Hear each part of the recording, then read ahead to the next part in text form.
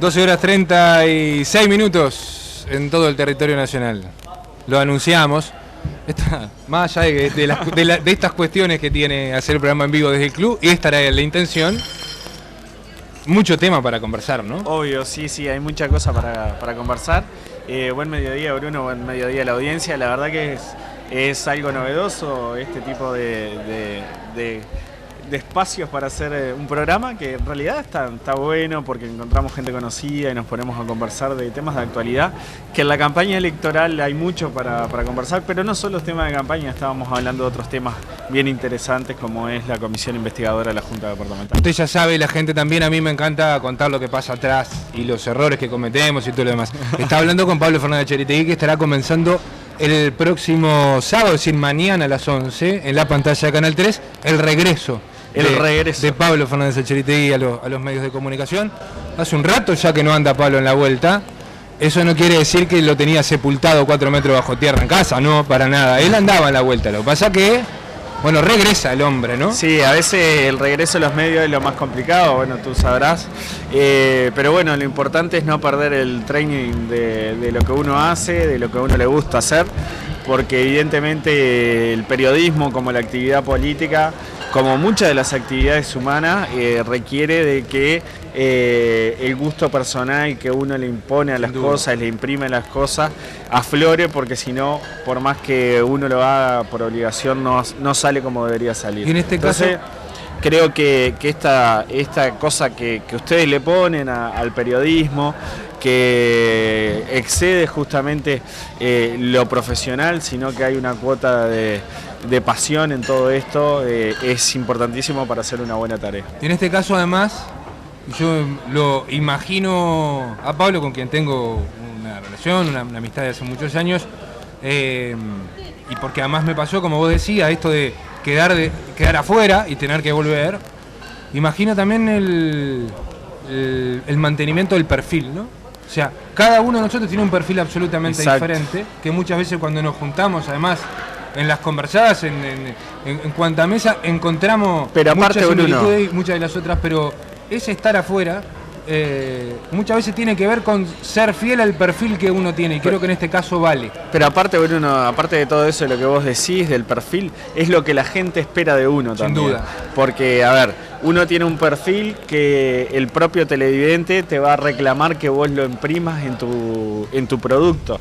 Es más, uno cuando en la actividad política todos tenemos un perfil, y cuando uno sale a jugar otro rol, muchas veces obligado por las circunstancias o porque simplemente le nació, que no es el perfil de uno, la gente te dice, no, pero Javier, vos no tenés este perfil, vos haces otras cosas, vos te desmarcás del resto por tu perfil, que es otro, y bueno, y creo que la gente espera de uno lo que le ha transmitido toda su vida, y así que eso es bueno y es sano, y en el periodismo es lo mismo.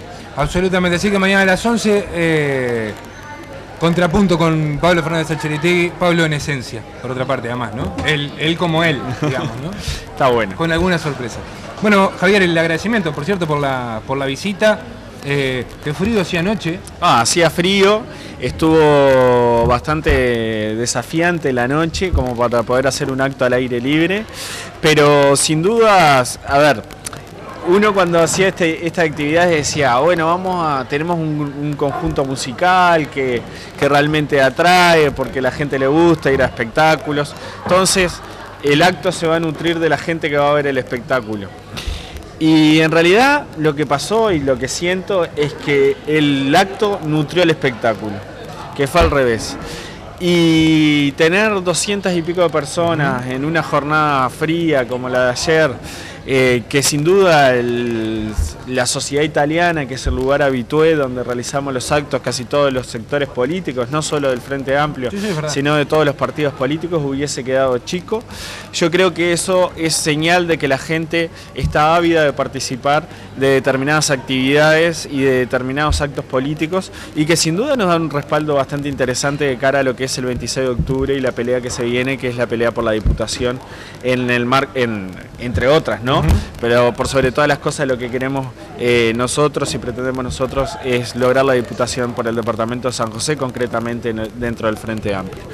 En San José de Mayo nosotros estamos bien posicionados, nuestro sector político está bien posicionado. Uno repasa los resultados de las internas y les fue muy bien, más allá de ese 37%, ¿no? Exacto, sí, nosotros en San José de Mayo ganamos, y ganamos con holgura con respecto a los otros sectores. Déjame el paréntesis, estamos mostrando imágenes de lo que fue el acto ayer.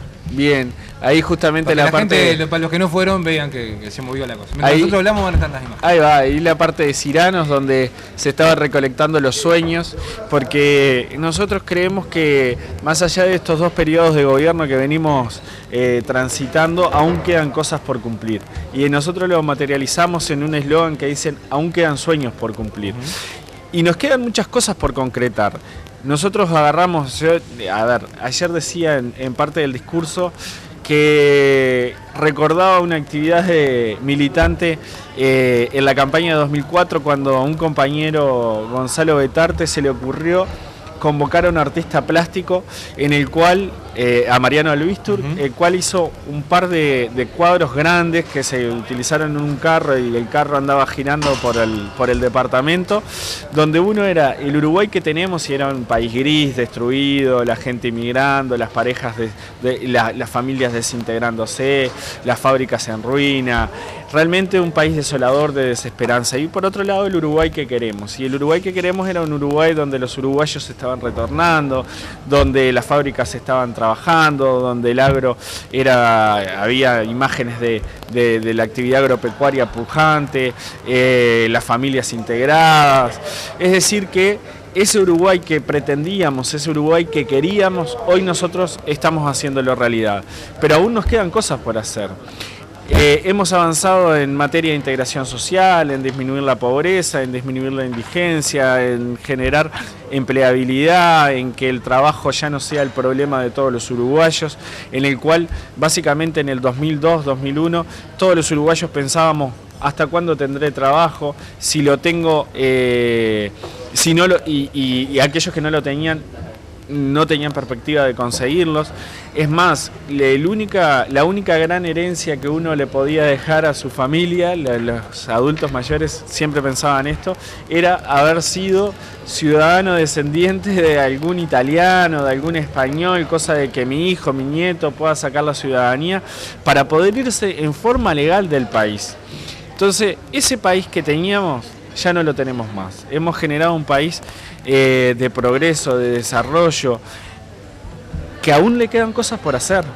Nos quedan cosas por solucionar, como por ejemplo temas vinculados a la seguridad, a la educación. Habla de la educación y de la seguridad como los dos golpes fundamentales. Ahí va, son temas.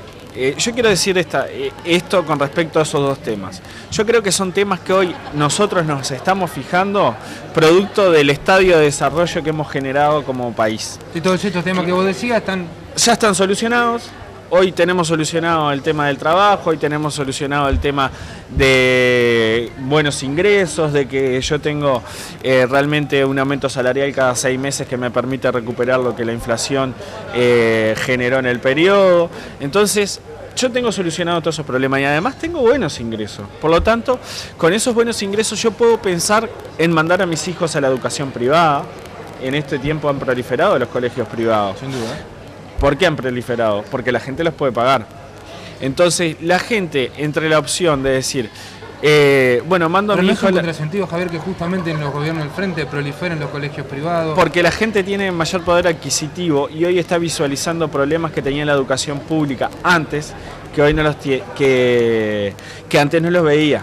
No los veía y ni siquiera tenía la opción de mandar a sus hijos a otro lugar. Sí, era eso lo que había. Entonces, era eso lo que había y no podía hacer otra cosa. Entonces, hay que nivelar esta educación pública con la educación privada.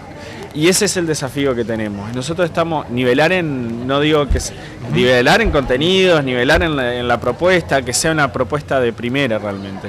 Nosotros creemos que los grandes problemas de la educación no están en primaria, sí tenemos problemas en primaria, pero no son los graves problemas, sino en secundaria. Y así lo hemos identificado todos los partidos políticos, pero no es nada novedoso ni nada nuevo.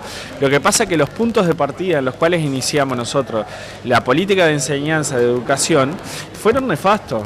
Teníamos acá, ¿hace cuánto la gente no siente los problemas edilicios? Se han ido solucionando. ¿Cuánto hace que todos los temas salariales vinculados justamente al sector docente no se sienten? Indudablemente los docentes siguen reclamando, porque como todo trabajador queremos reclamar y aumentar, y además con toda la razón del mundo, porque los salarios docentes no son lo que deberían ser, pero han mejorado notoriamente. Entonces, hemos avanzado en todo eso. Ahora, tenemos un punto de inflexión, que es en este periodo de gobierno que tenemos que atacar los problemas estructurales de la educación que están vinculados al contenido. Tratar de retener a los gurises de segundo ciclo en el sistema, y esas son las cosas que nosotros le estamos proponiendo para un tercer periodo de gobierno. Eso lo tiene que hacer, perdón, Javier, y además no solamente en tu condición de candidato, sino también con esa mirada desde la ciencia social que vos le podés dar por tu actividad profesional. ¿Esas soluciones tienen que aparecer desde la fuerza política o porque los docentes de secundaria dicen que el Frente no les ha dado pelota en las propuestas? No, tiene que aparecer desde los dos. A ver, tiene que aparecer desde la fuerza política, pero nosotros estamos convencidos, y así lo hemos desarrollado, la integración de las organizaciones sociales en la conducción de la educación. A ver, una de las grandes críticas de la oposición es el desgobierno de la educación en función de los sindicatos. Los sindicatos dicen, en contrapartida, que no les dan pelota. Nosotros creemos que no ha sido un desgobierno y que no ha sido el gobierno de los sindicatos. Apostamos a ese tipo de integración, hay que regular cómo se integran los entes, así como se integran o los diferentes consejos, como se integra, por ejemplo, el directorio de BPS, donde los propios trabajadores se eligen mediante activos y no activos, porque tenemos representación social en el BPS. Vamos y elegimos cuáles son nuestros representantes. Quizás haya que mejorar ese tipo de instancias de cómo se eligen los representantes de los sindicatos en la educación. En la educación, en ACE, en diferentes instancias que para nosotros son claves. Pero creemos que hemos avanzado mucho en esa materia.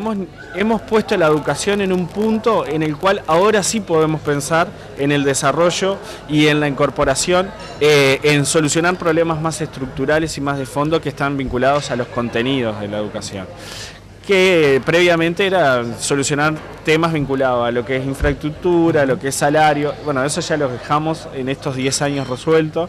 Tenemos que avanzar en esa materia ahora, que es lo de contenido, y mejorar sobre todo que los gurises sostenerlos en el sistema y que no se nos caigan de la educación, porque ahí sí tenemos problemas. ¿Esa es la parte más difícil, Javier, en tu Claro, sí, claro que sí, que es los problemas más complicados.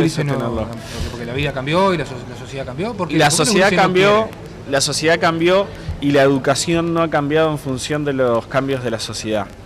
A ver, antes de comenzar, porque esto está bueno decirlo también, porque no se remarca en ningún lado. A ver, UTU, yo recuerdo cuando iba al liceo, capaz que vos, Bruno, más también. Menos, sí, vos sos un poco más viejo. Sí.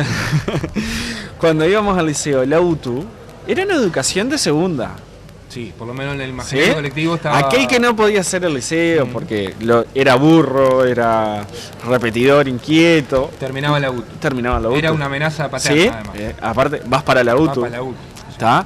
Hoy la UTU ha crecido en el nivel. Hoy ir a la UTU está bueno. Hoy formarse en la UTU está bueno. ¿Y por qué está bueno?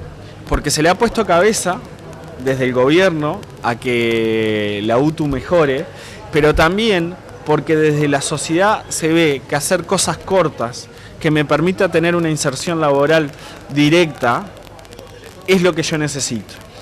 Entonces, la educación secundaria tradicional, que siempre fue de mejor nivel, por llamarlo de alguna manera, ha decaído porque, a ver, un chiquilín que va y que hace los 6 años de liceo, ¿en qué se formó? En ciudadano. Sí, pero no alcanza para incorporarse a la vida laboral. Es un requisito más. Entonces, en este mundo de inmediatez, donde estos aparatitos y la velocidad en la que vivimos nos imprime tener cosas rápido, la educación en ciudadanía no alcanza. Entonces, hay que adecuar la educación secundaria al mundo real, al mundo en que vivimos. Y eso es lo más complejo. Capaz que podríamos estar hablando, pero la gente ya no sabe, y además Javier también, nos conocemos, no es la primera nota que le hago, por otra parte sabe que yo me termino yendo siempre del esquema. Pero vamos a hablar un poquito de la política pura y dura, entre otras cosas porque... Pero perdóname, creo que el desafío más grande que tiene este país no es la educación y no es la seguridad. Creo que el desafío más grande que tiene este país está vinculado a infraestructura. ¿Por qué? Porque nosotros generamos... No se metió... A ver, la realidad está allí. Está ahí. Y todos lo vemos, y eso es una realidad. Ahora, ¿no te da la sensación, y luego por lo menos es la que me dio a mí, de que aún sabiendo el déficit de infraestructura que tiene el país, reconocida por todo el mundo... Sí, por todos, por nosotros mismos. ¿No te parece que se coló en la campaña? Que hace 6 meses atrás todo el mundo sabía que había un problema, pero que nadie le da pelota en la infraestructura. Exacto, pero ¿sabes? Que es bien importante, yo comparto el criterio. Pero ¿sabes por qué? ¿Vos decís que este tema está en la agenda? Eso es lo que vos querés decir. Yo creo que ahora se puso, en los últimos días se puso en la agenda. Y bueno, a ver, acá vinieron el mismo día. Yo te voy a decir... la fórmula del Partido Nacional, la fórmula del Partido Colorado, y hablaron de infraestructura, no hablaron de las otras cosas. A mí me interesa ponerlo en la agenda. ¿Sabés por qué? Porque yo te voy a decir, nosotros agarramos un país en el cual la infraestructura no era necesaria.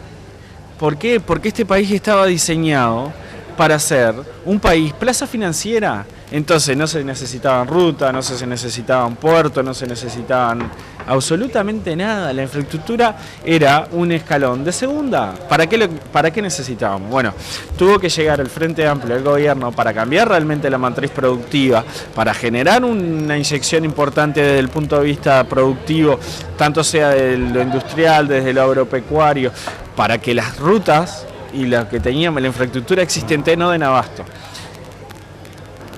El ferrocarril estaba, sin duda, ya estaba liquidado del gobierno. Y bueno, creo que nosotros tenemos como grandes desafío es poner a andar esa maquinaria. Poner a andar esa maquinaria que significa justamente poner a punto, es lo que yo te decía anteriormente. Estos 10 años fueron como una puesta a punto de poner al país en el punto cero ese, de decir, de acá para adelante. Porque nosotros le agarramos menos 10 este país. Y la gente no puede desconocer eso ni olvidarse de eso. Ahora también es justo, también es justo que la gente diga, bueno, pero esto ya me lo diste. Ahora claro, no, más. Por supuesto. Y bueno, lo que más le vamos a dar. Tenemos que mejorar en carreteras, sin duda. Tenemos que, concretamente en San José, el tramo de la doble vía de la ruta 3 a la ruta 1, la ruta 3, la radial a San José, perdón. Ahora es bravo defender eso del ministerio, ¿no? Digamos, cuando los 3 diputados lo han pedido, sí. Ustedes han hecho pero hasta una causa propia en la Junta, muchas veces. Exacto, no es incómodo, digamos. Es porque no se había presupuestado realmente y no había rubros como para poder cubrir pero eso. No estaba yo creo que hubieran errores de declaración del propio ministro en su momento de decir que no era necesario y no decir, miren, no tenemos la plata para hacerlo. En realidad necesario es, la identificación del problema está. Creo que ahora ya está dentro de la agenda y ya no hay forma de decir que no, y además creemos que es justo decir que sí, porque aparte es necesario. Bueno, ese tramo hay que trabajar para que sea doble vía. Si en caso de acceder a la Cámara de Representantes, por supuesto vamos a estar pendientes de que ese tema esté presupuestado en el presupuesto quinquenal y que efectivamente se cumpla esa obra, así como otras obras de infraestructura que San José requiere, como el bypass de la Ruta 3, que es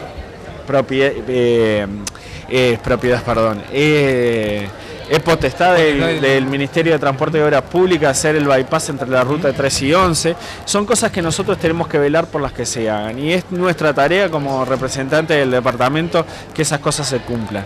Pero bueno, creemos que agarramos un país donde el déficit de infraestructura era demasiado grande y que hemos generado cosas bien interesantes. Ahora se viene una terminal portuaria en Rocha, que es un puerto de aguas profundas que ya está aprobado. Ahora, hay un ayornamiento del Frente Amplio desde ese lugar también. Yo recuerdo que cuando la primera terminal portuaria era de Montevideo, por supuesto, grandote, ¿no? Por supuesto, pero es que de estar en el gobierno también te hace tener una cuota de realismo que desde la oposición muchas veces no la teníamos, y hay que decirlo con claridad, que hay justo...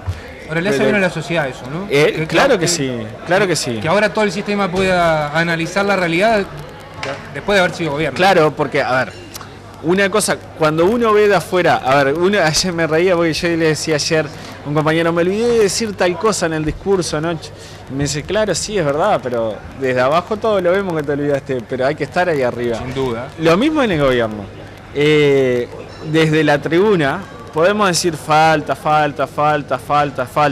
pero cuando tenemos la posibilidad de hacerlo, decir, bueno, pero tenemos tales trabas, y falta en tal lado, y yo tengo que priorizar esto porque sí es importante y no puedo priorizar esta cosa, y no puedo hacer esto que es de más largo plazo, de más largo aliento. Ahora, sí lo que nosotros le hemos imprimido al gobierno nacional es planificación. Y, por ejemplo, lo de la matriz energética que yo hablaba ayer, es real. En este país, los molinos de viento, en el mundo entero, los molinos de viento no son nuevos. En Uruguay sí es nuevo, es una tecnología que se está incorporando, porque realmente hubo una planificación estratégica hacia dónde queremos ir en materia energética.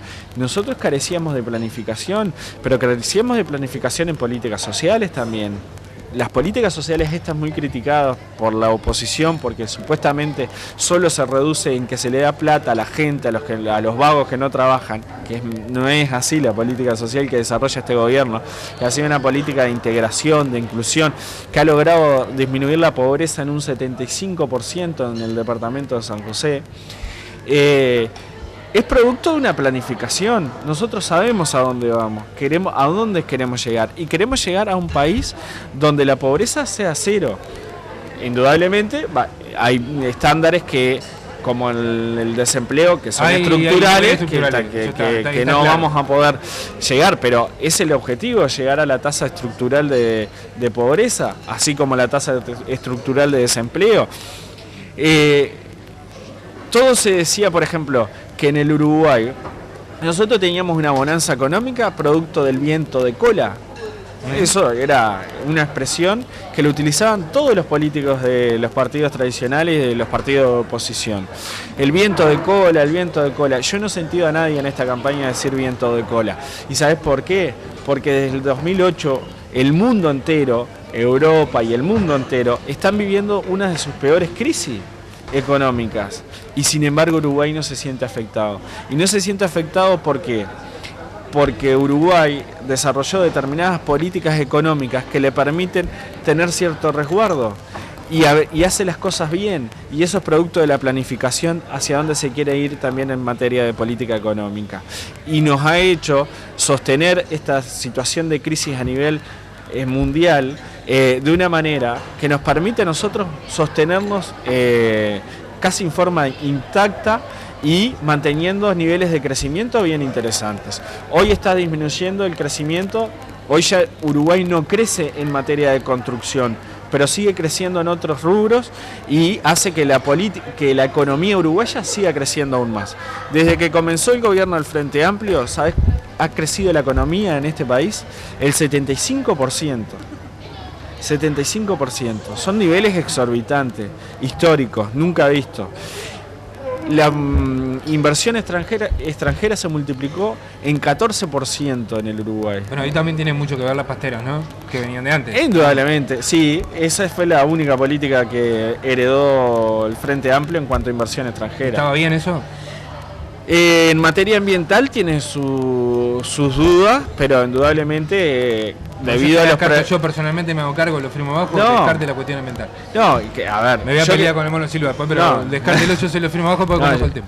Yo creo que estuvo bien. Indudablemente desde el punto de vista ambiental tiene determinados riesgos, pero que esos riesgos se ven minimizados producto de la situación coyuntural que se nos generó con Argentina, que nos hace poner el foco y la lupa sobre esa empresa. Hay un control que no existiría si no hubiese sido. Yo creo que sí, que no existiría. Tenemos déficit, cambiando el tema, tenemos déficit en este país, que también es producto de la modulación que tenemos que tener como sociedad, que están vinculados por ejemplo, al reciclaje de los desechos industriales. Tenemos un tema concreto en San José, como por ejemplo el de Dirox, que bueno, todas esas empresas las industrias generan determinados residuos que hoy el país no tiene un vertedero donde depositar esos residuos industriales. Dirox es uno de los casos más comentados. Sin duda. Pero esto lo que voy a decir es controversial.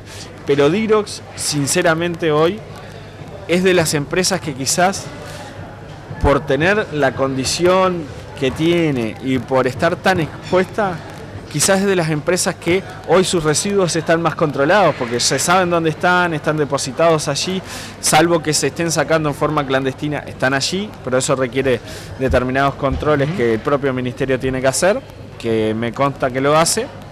Pero hoy las empresas no se saben dónde tienen sus residuos. Generalmente van a vertederos de uso doméstico y no deberían ir allí. Hoy el Uruguay tiene que avanzar en esa materia.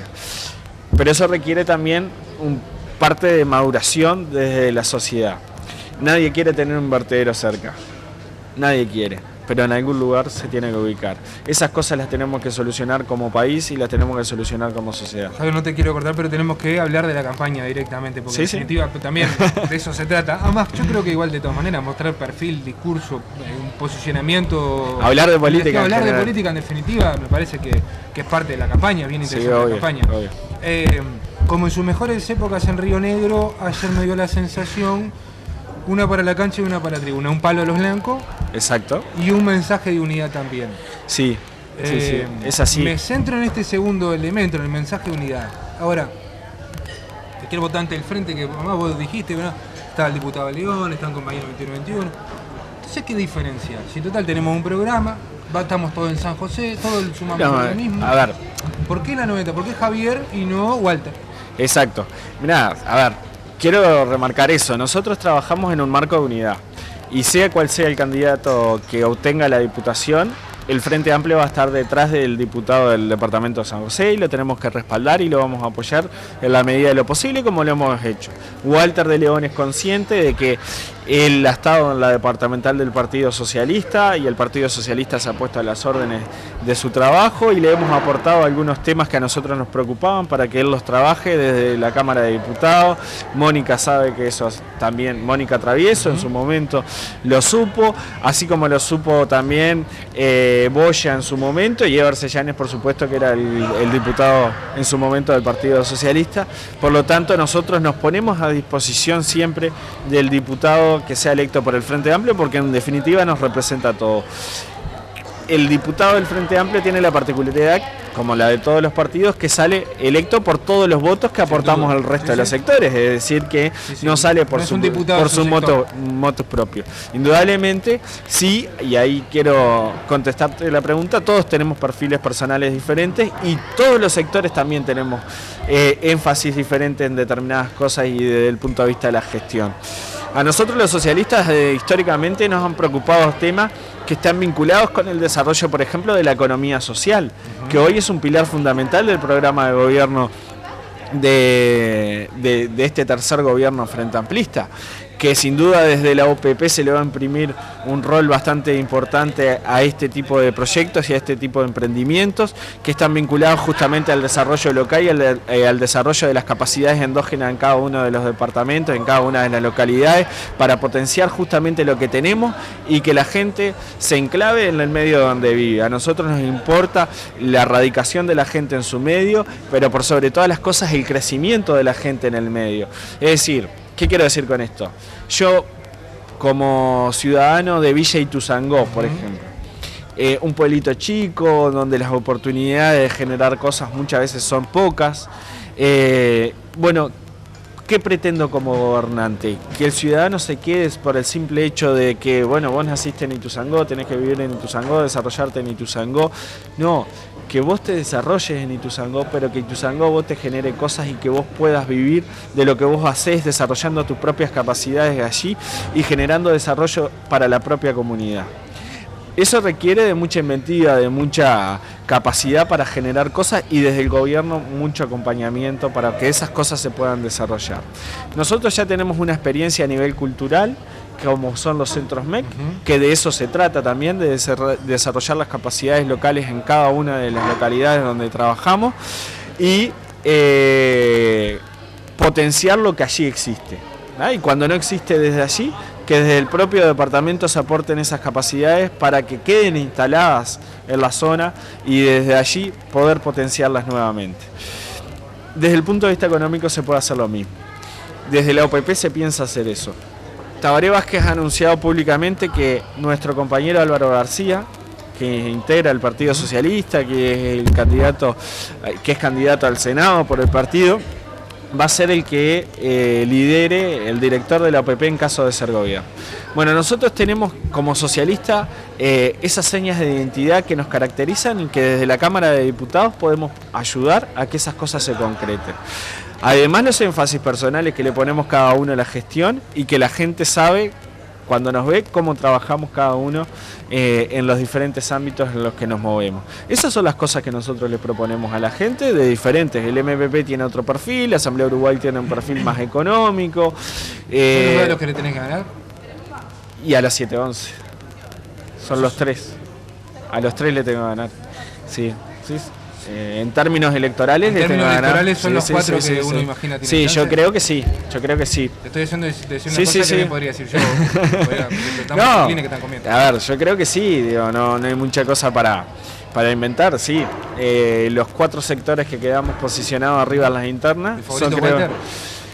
No, yo creo que el favorito, hoy el que sale con chapa favorito es la 7-11, que es el sector con mayorías a nivel nacional. Pero bueno, yo creo que un escenario fue las elecciones internas y hoy son otros escenarios. A ver, ¿ustedes estuvieron conversando con la 711? Sí, estuvimos conversando, pero no me quiero olvidar de esto. Ya que estamos hablando de términos electorales, a mí en parte me apasionan los términos electorales por mi condición de politólogo.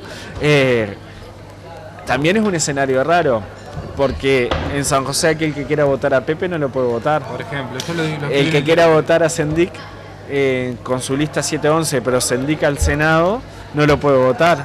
Entonces, ese escenario también nos genera un escenario de mayor competitividad, porque realmente creo que lo que se va a terminar votando son los candidatos a diputados, y lo que va a pesar son los candidatos a diputados. Entonces yo creo que ahí tenemos chance cualquiera de los sectores.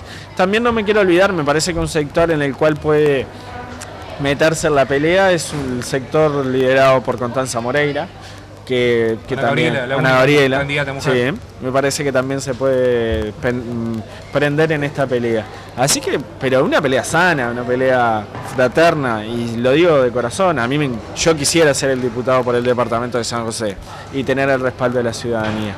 Pero así como te digo eso, te digo que a mí lo que hoy me desvela es la continuidad del gobierno frente amplista, pero no por la continuidad meramente de seguir en el gobierno por una cuestión de capricho, sino porque hay cosas por hacer que tenemos que consolidar y que nosotros hemos sido los que hemos iniciado este proceso de recuperación del país y que tenemos que consolidarlo.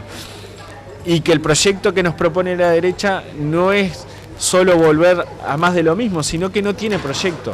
Porque, a ver, si uno escucha los discursos, tanto de Bordaberry como de la calle, el de Bordaberry ya a esta altura es un discurso casi desesperado. Realmente, no está diciendo absolutamente nada. Pero el de la calle es, vamos a hacer lo que está haciendo el Frente Amplio y lo vamos a mejorar. Y no dice más nada que eso. Ahora, ¿qué cosas va a mejorar? Porque cuando lo apuraron los otros días en un programa de televisión que anda circulando por las redes sociales, quedó en evidencia que muchas de las cosas que propone para mejorar hoy ya se están aplicando. Entonces, creo que es un discurso vacío, sin contenido, que en realidad no genera absolutamente nada, y que lo que va a generar justamente son disputas de espacio de poder en la interna del Partido Nacional, por cargos y por colocación de gente en los diferentes organismos y entes del propio Estado.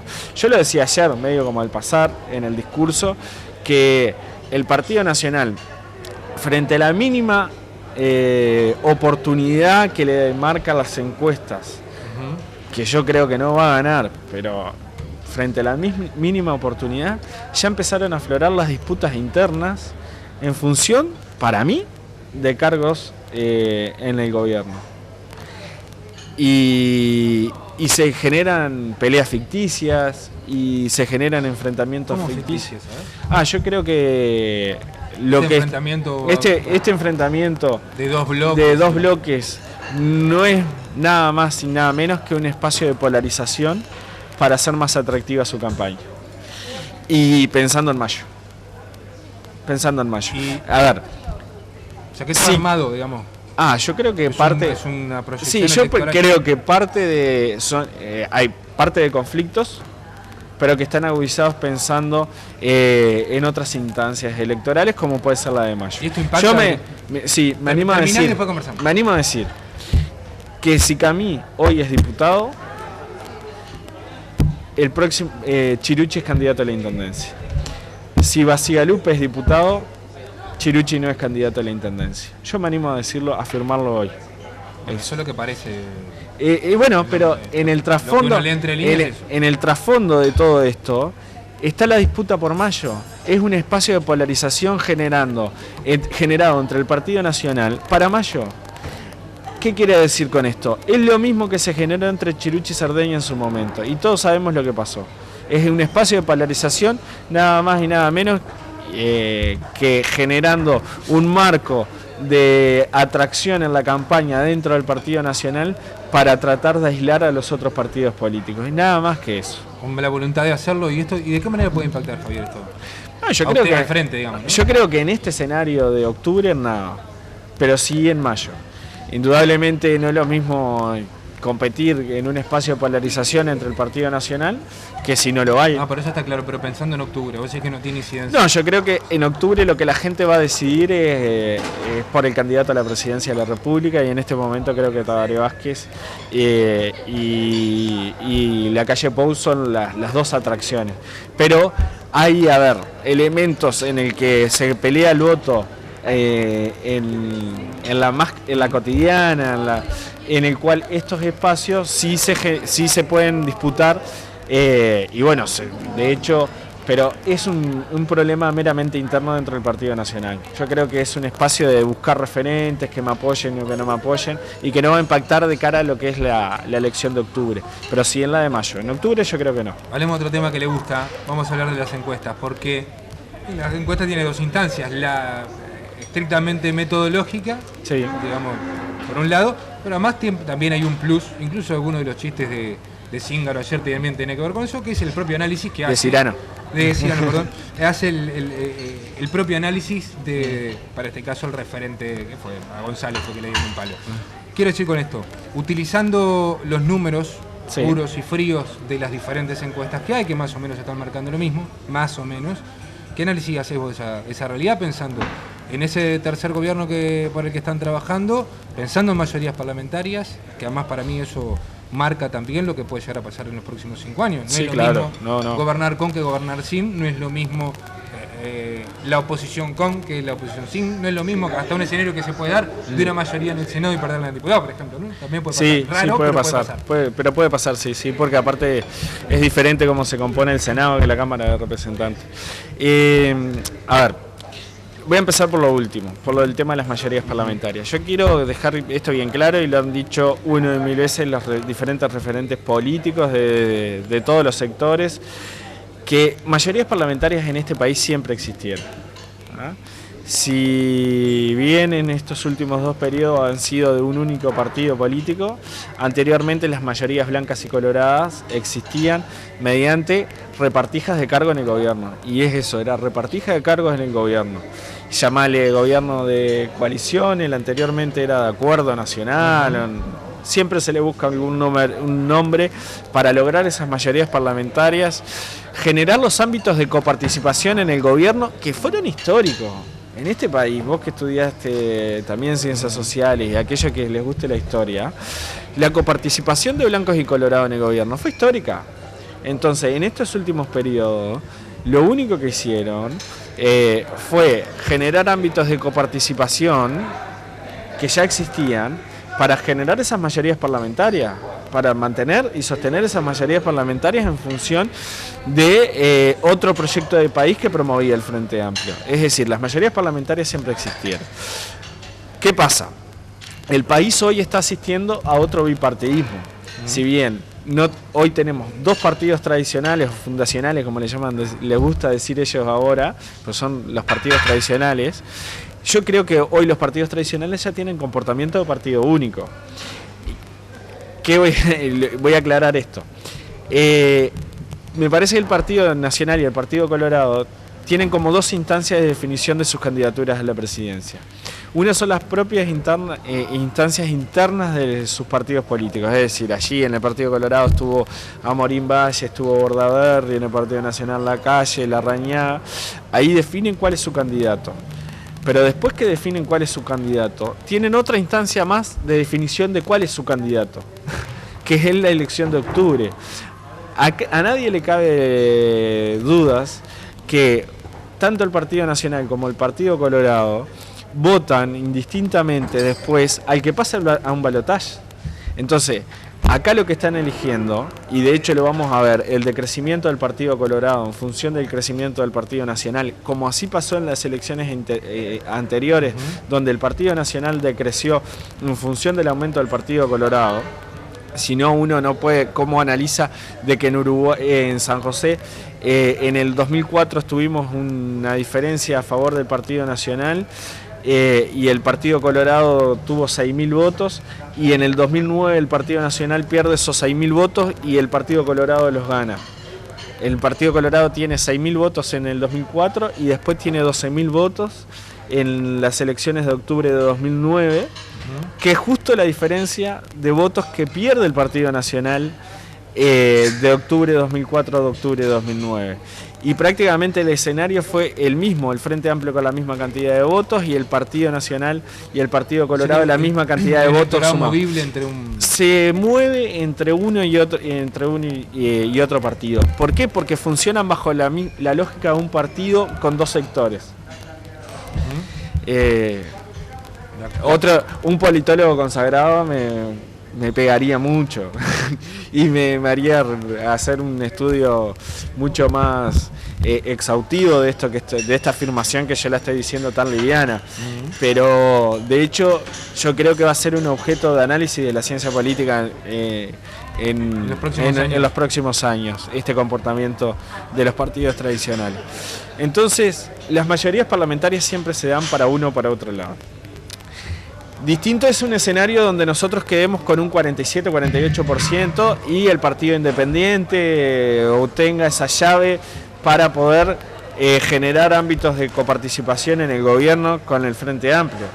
Y si no, deberemos buscar los acuerdos puntuales en función de los intereses de la gente. A ver, yo no me resisto a pensar que el Partido Nacional y el Partido Colorado, con todo lo que han dicho de la carencia de infraestructura, de los problemas de educación, de los problemas de seguridad, que nosotros llevemos leyes fundamentales para generar las soluciones a esos problemas que desde la propia oposición se están diciendo que son problemas bien importantes a solucionar, que llevemos un tema a solucionar en el Parlamento mediante una ley y se opongan a eso. Ahora, ¿qué pasa si es al revés, Javier?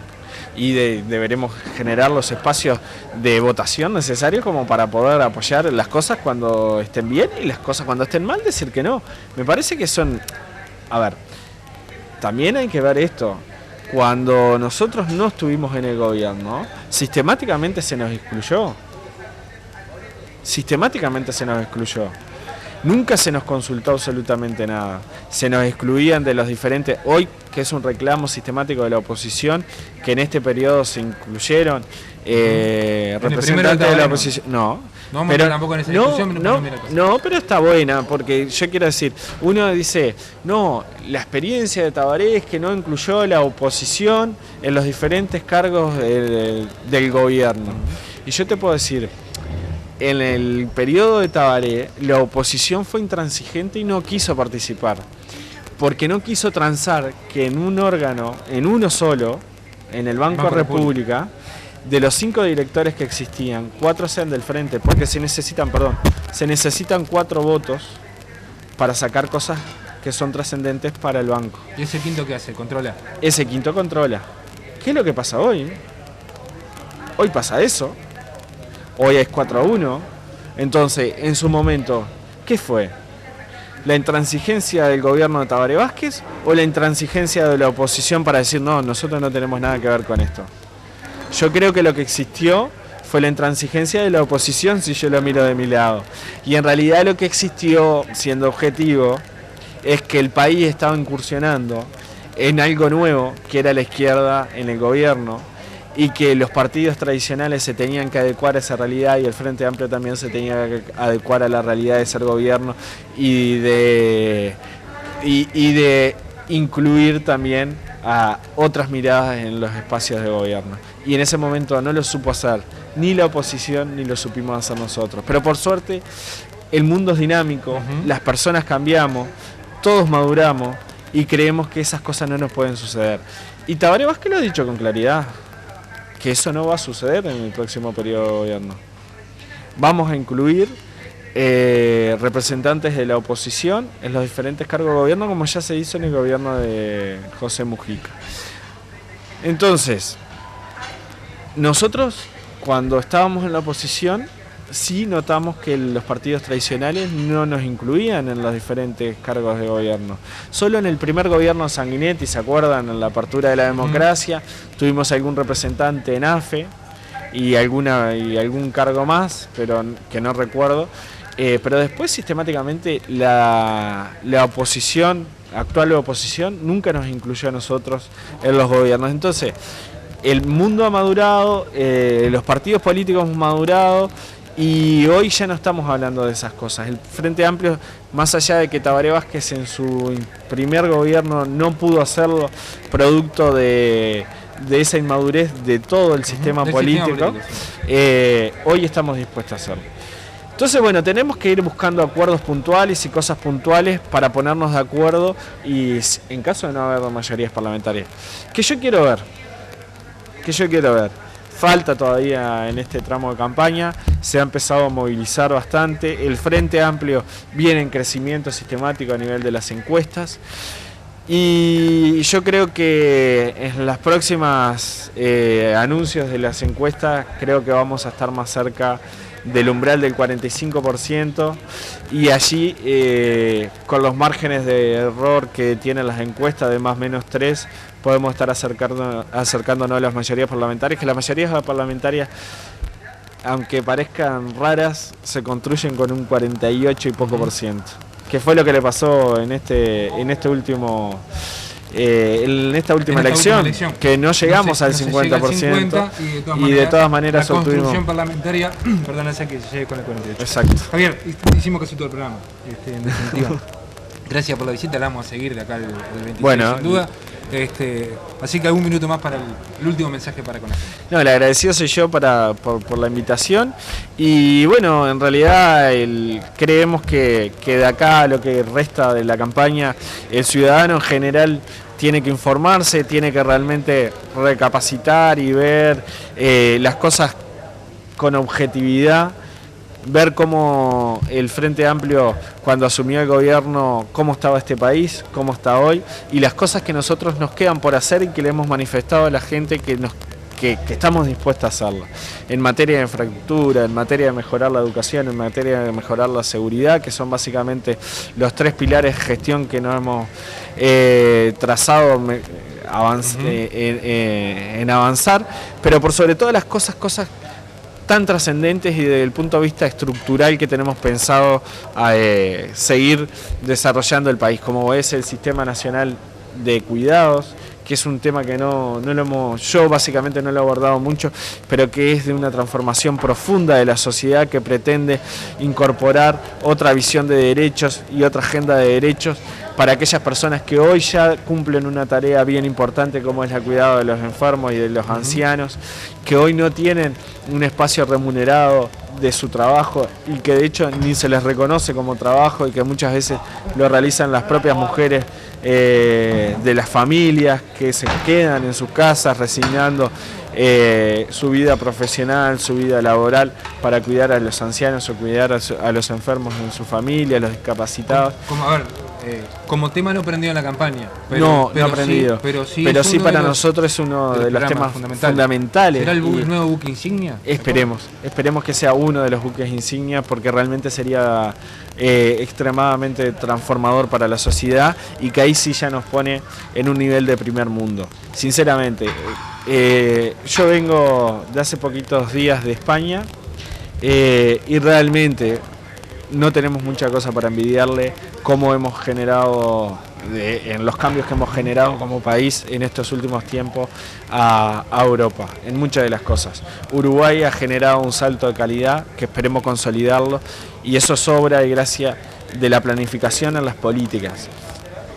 Si no llega a ganar el Frente Amplio, que yo no me lo planteo como hipótesis, esperemos que la política uruguaya empiece a incursionar en el marco de la planificación estratégica de hacia dónde queremos ir. Que pensemos el Uruguay no en 5 años de gestión, que son mucho menos, porque las campañas electorales nos comen prácticamente 2 años, etcétera. Es decir, que la gestión pura y dura son 3 años y medio. Que no pensemos en esos 3 años y medio en función de los intereses electorales, ni en función de los intereses particulares de determinados sectores de la ciudadanía, sino que pensemos en el desarrollo del país en forma integral y en su conjunto, y con una visión de largo plazo. Esa es la única manera de que avance este país, y esperemos que el sistema político en su conjunto trabaje en esa línea. Nosotros nos quedamos en el debe con el café. Hacemos la pausa, estamos en la hora 13 con 27 minutos, tenemos 2 tanditas para pasar, pero cumplimos con la tanda también. El agradecimiento a mi mamá, Javier. Hacemos la pausa, estamos en el 3, estamos en Entre Líneas desde Cruz San José.